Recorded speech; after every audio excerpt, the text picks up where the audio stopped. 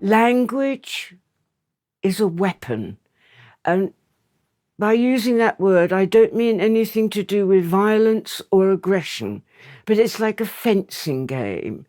I will speak to you in a pun, and you will parry that with a double pun. I will then speak to you in rhyme, and you will finish off your speech by a double rhyme. Shakespeare wrote at a time, and I'm not an academic, but at a time when the English language was probably at its most alive. Isabella goes to the temporary ruler of Vienna to plead for her brother's life. The new ruler has made it illegal to have sex before marriage, and her brother Claudio has got his girlfriend pregnant. Isabella is a trainee nun. So you must be the first that gives this sentence, and he that suffers. Oh, 'tis excellent to have a giant's strength, but 'tis tyrannous to use it like a giant. Could great men thunder as Jove himself does, Jove would ne'er be quiet, for every pelting petty officer would use his heaven for thunder, nothing but thunder. Merciful heaven, thou rather with thy sharp and sulphurous bolt splits the unwedgeable and gnarled oak than the soft myrtle. But man, proud man, dressed in a little brief authority, most ignorant of what is most assured his glassy essence, plays such fantastic tricks before high heaven as make the angels weep, who with our spleens would all themselves laugh mortal. We all know Shakespeare has cultural staying power. He's probably one of the first playwrights any of us ever heard of growing up. But have you ever wondered why Shakespeare's words are so powerful? How did he do that? In this lesson, with the help of our actors, Brooke and Cam, we'll explore that question. There are a number of elements that contribute to the staying power Shakespeare's words have in our mind and in Western culture. One of them is his use of rhetoric, which just means the skillful use of language to persuade or convince. This means that to be effective on the stage, actors need to understand how Shakespeare sculpts his characters' arguments. This might sound like an academic exercise, but actually the rhetoric Shakespeare gives his characters directly informs the way actors approach these roles. I mentioned in a previous lesson that actors are used to thinking about a character's objective, what a character wants in a scene or play. Actors then decide how to go about pursuing what the character wants by examining the character's tactics or the way they go about trying to get what they want. And since Shakespeare's characters are their language, it stands to reason that actors must take a deep dive into the way their particular character uses words to try to get what they want. To begin to demonstrate how that is done, we're going to use two famous funeral orations given by Brutus and Marc Antoine from the play Julius Caesar. It's Act 3, Scene 2, and Caesar is dead. He's been assassinated by a group of senators spurred to action by Caius Cassius, another character who uses skillful argument to convince the senators to commit murder. Now Brutus, our protagonist and one of the assassins, steps forward at Caesar's funeral to try to explain to the citizens of Rome what they have done and why they had to do it. In some productions, this speech might be directed only to the crowd on stage, but more often the actor directs the speech to the entire theater, inviting the audience to become Romans in this moment. Romans, countrymen and lovers, hear me for my cause and be silent that you may hear. Believe me for mine honor, and have respect to mine honor that you may believe. Censure me in your wisdom, and awake your senses that you may the better judge. If there be any in this assembly, any dear friend of Caesar's, to him I say that Brutus' love to Caesar was no less than his. If then that friend demand why Brutus rose against Caesar, this is my answer.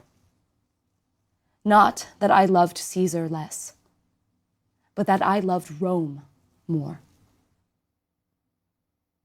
Had you rather Caesar were living and die all slaves than that Caesar were dead to live all free men? As Caesar loved me, I weep for him. As he was fortunate, I rejoice at it. As he was valiant, I honor him. But as he was ambitious, I slew him. There is tears for his love, joy for his fortune, honor for his valor, and death for his ambition. Who is here so base that would be a bondman? If any, speak. For him have I offended. Who is here so rude that would not be a Roman? If any, speak. For him have I offended. Who is here so vile that will not love his country? If any, speak. For him have I offended. I pause for a reply. Thank you, Brooke. So what is the main argument that Brutus is making in the speech? I think he's just really trying to get people to understand that this was for the greater good. You know, he has this moral code that's so strong. And if they can see, this was to protect you, this was to protect all of us, then he feels like maybe they'll be on his side. Great, thank you. Yeah. Now let's break down the rhetorical argument he uses to try to convince the people that this was okay. Brutus starts by saying he's here in an honorable capacity, and that the people should be silent and listen thoughtfully before they judge. He then says that he loved Caesar as much as any other Roman, but he put his love of country ahead of his love of his friend. He then asks whether the citizens would have had him keep Caesar alive but turn them all into slaves.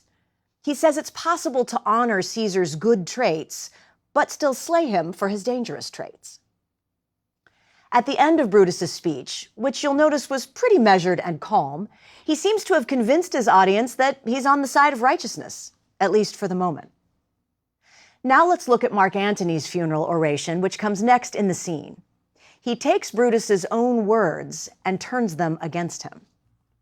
Friends, Romans, countrymen, lend me your ears. I come to bury Caesar, not to praise him. The evil that men do lives after them. The good is often turried with their bones. So let it be with Caesar. The noble Brutus hath told you Caesar was ambitious. If it were so, it was a grievous fault, and grievously hath Caesar answered it. Here, under leave of Brutus and the rest, for Brutus is an honorable man. So are they all honorable men. Come I to speak in Caesar's funeral. He was my friend, faithful and just to me. But Brutus says he was ambitious, and Brutus is an honorable man. He hath brought many captives home to Rome, whose ransoms did the general coffers fill. Did this in Caesar seem ambitious? When that the poor have cried, Caesar hath wept. Ambition should be made of sterner stuff. Yet Brutus says he was ambitious, and Brutus is an honorable man. You all did see that on the Lupercal I thrice presented him a kingly crown, which he did thrice refuse. Was this ambition?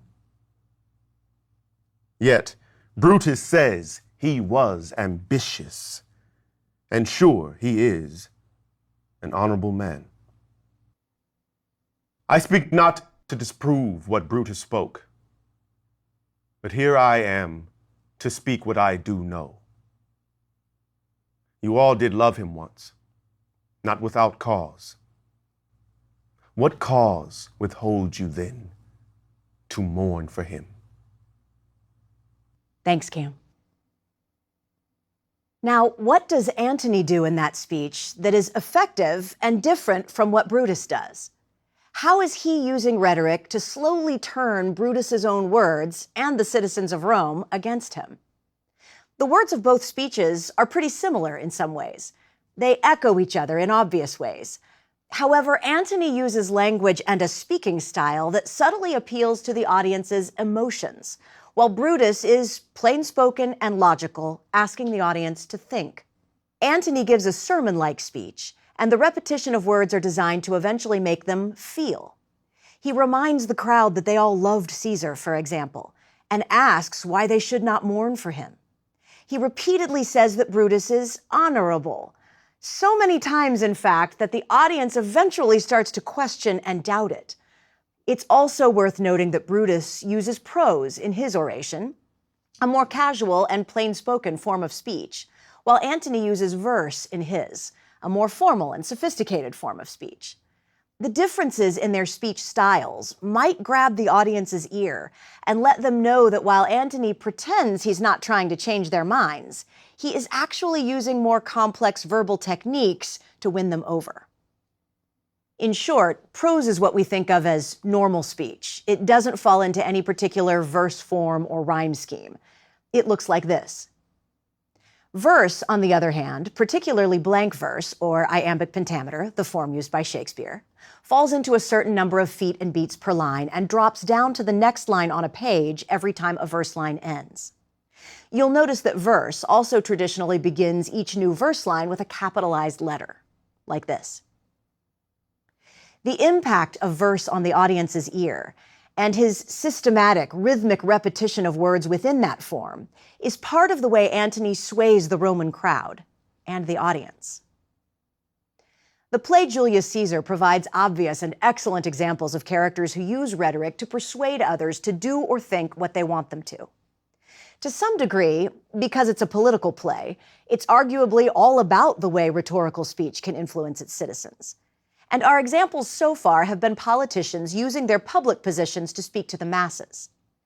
However, pretty much every character Shakespeare wrote uses rhetoric to try to get what they want, even when they're in more private settings. Another example from Julius Caesar is Portia, Brutus's wife, in Act 2, Scene 1, trying to find out what's bothering Brutus earlier in the play. He has stolen from their bed in the middle of the night to plot Caesar's assassination with the other senators, and Portia comes out to find him. She uses verse to try to persuade Brutus to let her in on what he's thinking and planning. I grant I am a woman, but withal a woman that Lord Brutus took to wife. I grant I am a woman, but withal a woman well reputed, Cato's daughter. Think you I am no stronger than my sex, being so fathered and so husbanded? In this speech, Portia begins by using logic as a tactic to try to persuade Brutus that she's strong enough to hear his secrets and that he should therefore open up to her. She also uses other tactics in the same scene, maybe even seduction. I charm you by my once commended beauty, by all your vows of love, and that great vow which did incorporate and make us one, that you unfold to me yourself, your half, why you are heavy, and what men tonight have had resort to you. For here have been some 6 or 7 who did hide their faces even from darkness. Portia might also be using her words about their marriage vows to guilt him into telling her, implying that it's her right to know his heart because he married her. She goes on to say, Within the bond of marriage, tell me, Brutus, is it expected I should know no secrets that appertain to you? Am I yourself, but as it were in sort or limitation, to keep with you at meals, comfort your bed, and talk to you sometimes? Dwell I but in the suburbs of your good pleasure? If it be no more, Portia is Brutus' harlot, not his wife. So you can see that the rhetoric a character uses impacts the way an actor approaches the lines they say. It might also impact their physical choices. If we kept working this scene, Brooke might approach Cam as her Brutus and put her arm on his, maybe put her arms around him and use other physical choices a wife might use with a husband to try to get what she wants from him. Once an actor understands the ways their character uses words as tactics to try to get what they want, they can use their whole instrument to accomplish it. Now we turn our attention to Shakespeare's use of wordplay, or what I think of as verbal fencing or sparring. In Richard III, Lady Anne is grieving the death of her father-in-law, killed by Richard himself, who also killed her husband. Richard enters unexpectedly as Lady Anne is lamenting over the king's dead body, and they have the following exchange. Lady, you know no rules of charity, which renders good for bad, blessings for curses. Villain, thou knowst no law of God nor man. No beast so fierce but knows some touch of pity. But I know none, and therefore am no beast.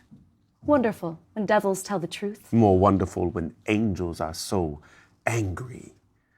Vouchsafe divine perfection of a woman, of these supposed evils to give me leave by circumstance but to acquit myself. Vouchsafe diffused infection of a man, for these known evils, but to give me leave by circumstance to curse thy cursed self. Fairer than tongue can name thee, let me have some patient leisure to excuse myself. Fouler than heart can think thee, thou canst make no excuse current but to hang thyself. By such despair I should accuse myself. And by despairing shouldst thou stand excused, for doing worthy vengeance on thyself, which didst unworthy slaughter upon others. Say that I slew them not? Why, then they are not dead. But dead they are, and devilish slave by thee. I did not kill your husband. Why, then he is alive. Nay, he is dead, and slain by Edward's hand. In thy foul throat thou liest. Queen Margaret saw thy murderous falchion smoking in his blood, the which thou once didst bend against her breast, but that thy brothers beat aside the point. I was provoked by her slanderous tongue, which laid their guilt upon my guiltless shoulders. Thou wast provoked by thy bloody mind, which never dreamt on aught but butcheries. Didst thou not kill this king? I grant ye. Dost grant me, hedgehog? Then God grant me too. Thou mayst be damned for that wicked deed. Oh, he was gentle, mild, and virtuous. The fitter for the King of heaven that hath him. He is in heaven, where thou shalt never come. Let him thank me, that hope to send him thither, for he was fitter for that place than earth. And thou unfit for any place but hell. Yes. One place else, if you'll hear me name it. Some dungeon? Your bedchamber. Ill rest betide the chamber where thou liest. So will it, madam, till I lie with you. I hope so. I know so. You can probably hear the way these characters lift each other's words and twist them to suit their own objectives. When Lady Anne says, "No beast so fierce, but knows some touch of pity," Richard responds by saying, "But I know none, and therefore am no beast," twisting her meaning to exonerate himself. This device, the borrowing of each other's words, continues throughout the scene. In addition to showing how clever both characters are, it also shows us that they're listening closely to each other's words and mirroring them, a form of connectivity that is somewhat akin to sharing a verse line. It connects the characters energetically to each other in a way that lets the audience know there's relationship potential between them. And in this case, that device makes sense because Richard and Anne go from being sworn enemies to possible husband and wife by the end of the scene. Shakespeare's use of language clues in both the actors and the audience to this possibility. In other words, the way Lady Anne and Richard verbally spar with each other to try to achieve their goals, using antithesis and witty wordplay, which makes the air crackle between the characters, regardless of whether they're lovers or enemies, or in the case of Richard and Anne, eventually both. And they do this through a back-and-forth style that's much more interactive than the Julius Caesar speeches we explored. The Richard and Anne scene is about setting up the rhythm between the two characters. They're both witty and smart and able to twist each other's words. The audience watches the scene in horror due to the circumstances, but also in admiration of the way Richard and Lady Anne use their language to spark a dynamic that creates suspense for the audience. When acted using the full spectrum of verbal tools Shakespeare provides, it feels as if this scene could end in death or redemption, depending on who wins the argument. In this lesson, we've explored the ways characters use rhetoric to make their cases to other characters and ultimately achieve their objectives. Some characters at times choose prose and others verse. Some use logical reasoning and some use more emotional arguments. These word choices and the forms they take inform and affect the actor's approach to their roles. The words and form chosen by Brutus, for example, might let us know he's more methodical in his thinking, while Antony's use of heightened verse and repetition of Brutus's words let us know he's more of a politician, that he's using a style he knows will appeal to the emotions of the crowd. These verbal characteristics might inform the way actors move as these characters, the way they interact with other characters on stage, and even the way the costume designer chooses to dress them. Actors must learn how to recognize these verbal techniques and add them to their toolbox of skills to help them bring these characters and stories from the page to the stage with more exciting and effective specificity. We'll see more examples of this in the lessons still to come.